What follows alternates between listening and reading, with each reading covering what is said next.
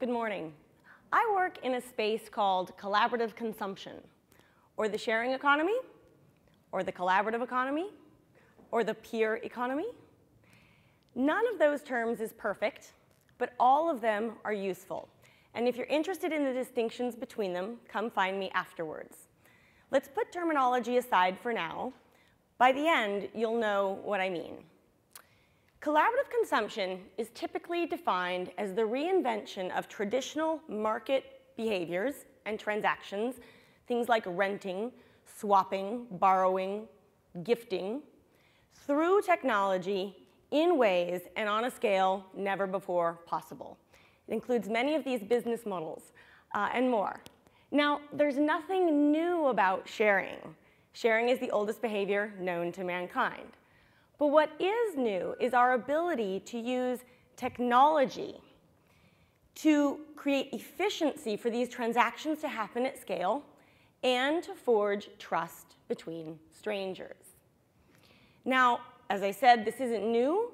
Sharing is also part of a natural evolution that, for modern day purposes, we can trace back to the advent of online services and later, the internet.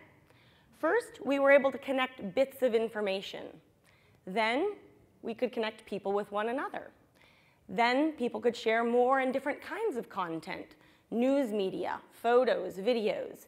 And more recently, as part of this natural progression, we've enabled people to access and share physical assets, products, and services.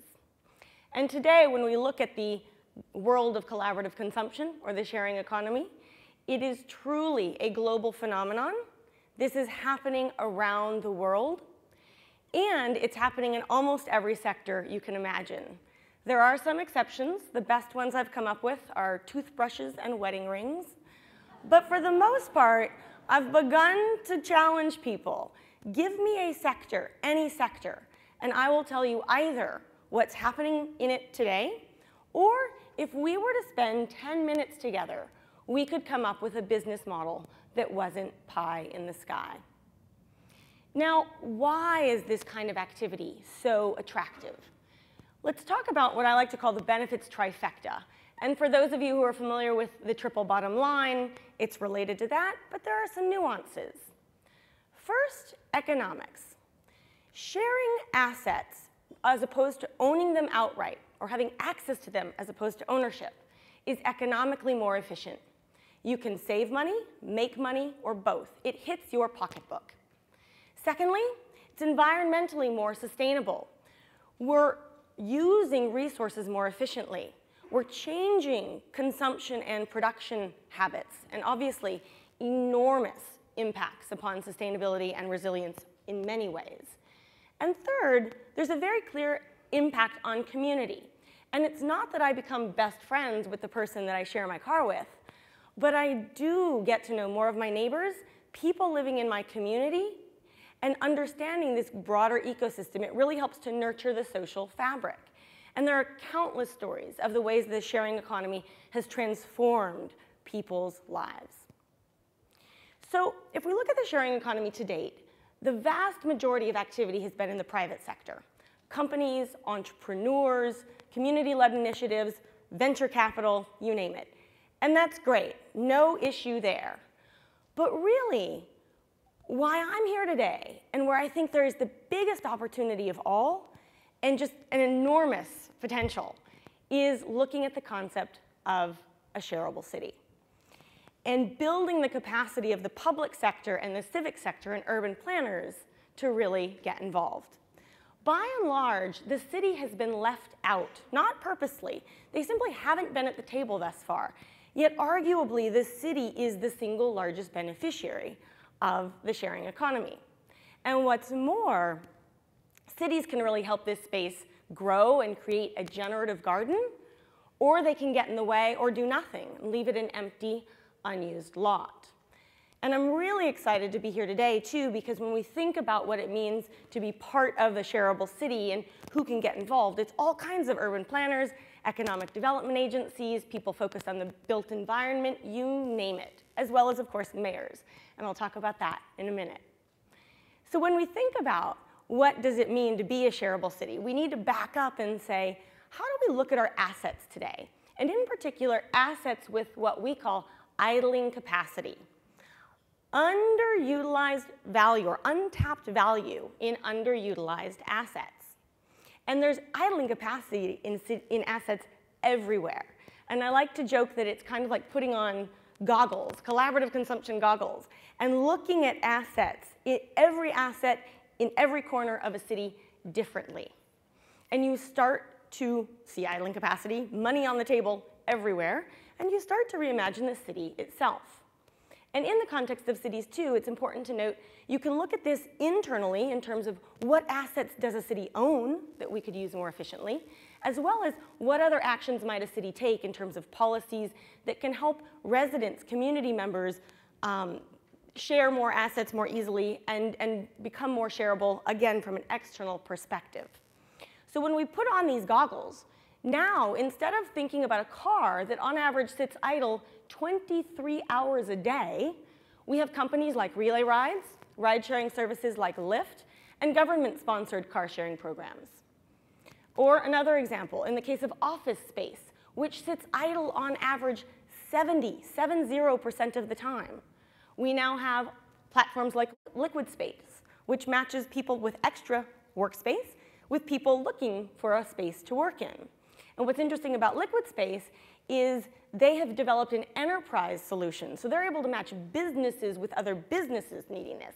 It's not just P2P. We can also look at B2C and B2B models. And then, of course, we have companies like Airbnb, which I assume many of you have heard about. What I want to highlight here is it's not just the idling capacity in the spare bedroom in your house or your holiday home. It's definitely that. But it's also igloos and treehouses and converted airplanes, things that never had a market before.